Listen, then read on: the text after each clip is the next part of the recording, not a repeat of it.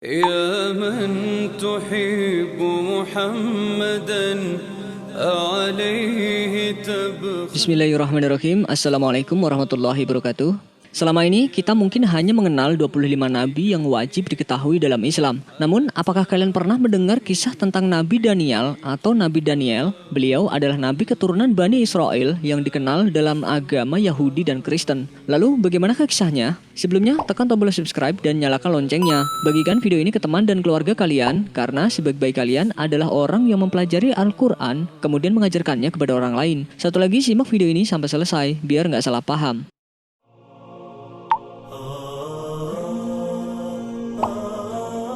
Secara garis keturunan, Nabi Daniel merupakan anak cucu dari Nabi Daud alaihissalam yang hidup sekitar 620 sampai 538 sebelum Masehi. Dalam perjalanan hidupnya, Nabi Daniel merantau dari kota asalnya yaitu Palestina dan dibawa oleh Raja Babilonia. Setelah Babilonia ditaklukkan Imperium Persia, ia pun berpindah ke wilayah kekuasaan Cyrus.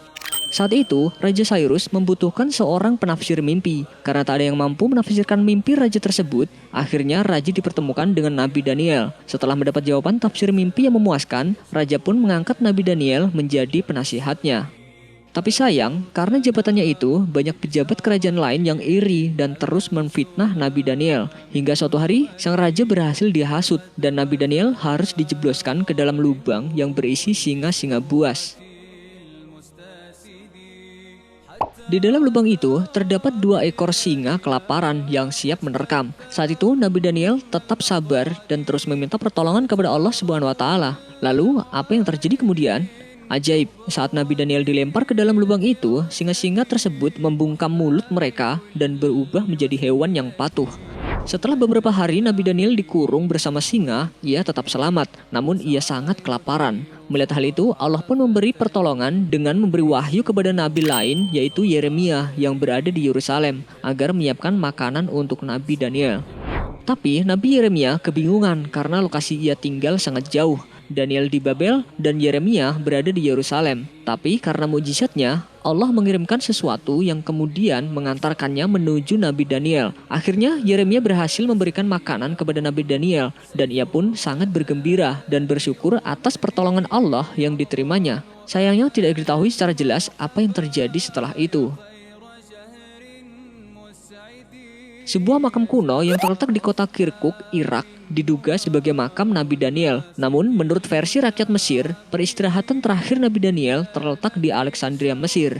Menurut ahli sejarah Islam, jasad Nabi Daniel ditemukan oleh sahabat Abu Musa al-Ash'ari ketika berjihad melawan bangsa Tartar di daerah Hurmuzan. Jasad Nabi Daniel ditemukan di Baitul Mal Hurmuzan. Penduduk Hurmuzan menjelaskan bahwa jasad itu telah meninggal 300 tahun yang lalu, akan tetapi jasadnya masih utuh dan tidak membusuk sedikit pun. Lalu, Abu Musa al-Ash'ari mengirim surat kepada Umar bin Khattab radhiyallahu anhu sebagai khalifah saat itu. Umar bin Khattab menjelaskan bahwa itu adalah jasad Nabi Daniel dan ia memerintahkan untuk menyembunyikan kuburnya.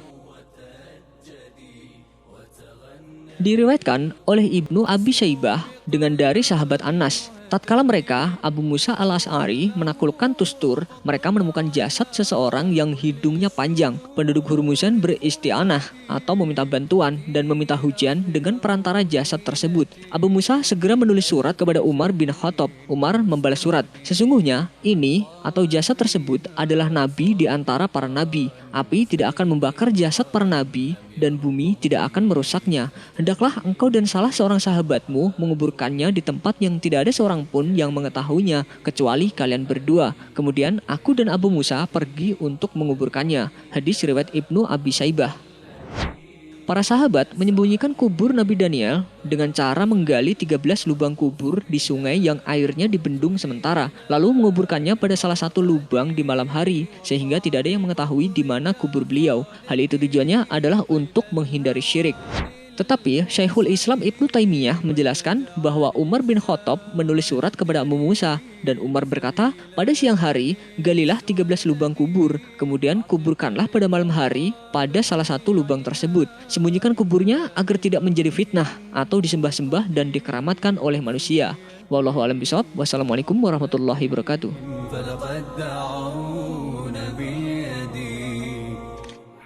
Sebelum beranjak dari video ini, mungkin video sebelumnya juga menarik untuk dilihat nih. Beralasan untuk mengenal lebih jauh pasangannya, tidak sedikit kaum muda lebih memilih untuk menjalani proses pacaran sebelum akhirnya memutuskan untuk menikah. Namun ternyata dalam Islam pacaran justru sangat dilarang. Apa alasannya? Kenapa dalam Islam pacaran dilarang? Memang tak bisa dipungkiri jika cinta kepada lawan jenis merupakan hal yang fitrah dialami manusia. Apalagi dalam Al-Quran Allah Subhanahu wa Ta'ala berfirman, "Hai sekalian manusia, bertakwalah kepada Tuhanmu yang telah menciptakan kamu dari seorang diri, dan daripadanya lah Allah menciptakan istrinya, dan daripada keduanya Allah memperkembangbiakan laki-laki dan perempuan yang banyak, dan bertakwalah kepada Allah yang dengan mempergunakan namanya kamu saling meminta satu sama lain, dan peliharalah hubungan silaturahim, sesungguhnya Allah selalu menjaga dan mengawasi kamu." Quran Surat An-Nisa ayat 1.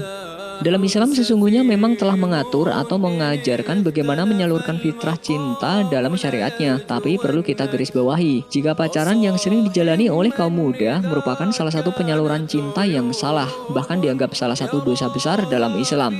Rasulullah Shallallahu Alaihi Wasallam bersabda, "Janganlah seorang laki-laki berduaan dengan seorang wanita yang tidak halal baginya, karena sesungguhnya syaitan adalah orang ketiga di antara mereka berdua kecuali apabila bersama mahramnya." Hadis riwayat Ahmad.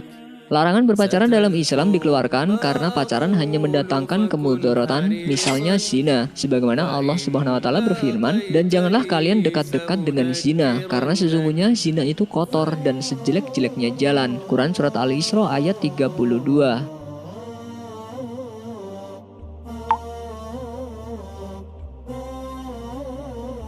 Rupanya larangan pacaran dalam Islam didukung dengan fakta ilmiah. Seperti dilansir dari Life Science, menyebutkan dalam sebuah penelitian bertajuk The Touch of a Man Makes Woman Hot, ketika fisik perempuan tersentuh oleh pria, suhu kulit tubuh perempuan akan meningkat, khususnya di bagian wajah dan dada.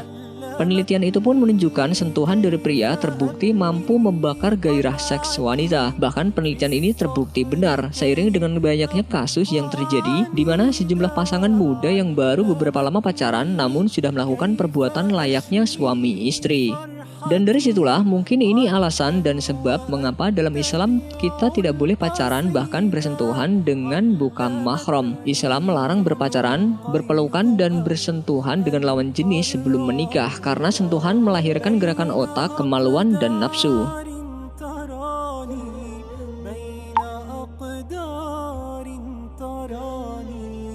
Lalu mungkin di antara kalian merasa bingung jika pacaran dilarang dalam Islam, lalu apa yang seharusnya kita lakukan? Dari Ibnu Abbas, Rasulullah Shallallahu Alaihi Wasallam bersabda, "Kami tidak pernah mengetahui solusi untuk dua orang yang saling mencintai semisal pernikahan." Hadis riwayat Ibnu Majah. Kalau belum mampu menikah, tahanlah diri dengan berpuasa. Rasulullah Shallallahu Alaihi Wasallam bersabda, "Barang siapa yang mampu untuk menikah, maka menikahlah, karena itu lebih akan menundukkan pandangan dan lebih menjaga kemaluan. Barang siapa yang belum mampu, maka berpuasalah, karena puasa itu bagaikan kebiri." Hadis riwayat Bukhari dan Muslim.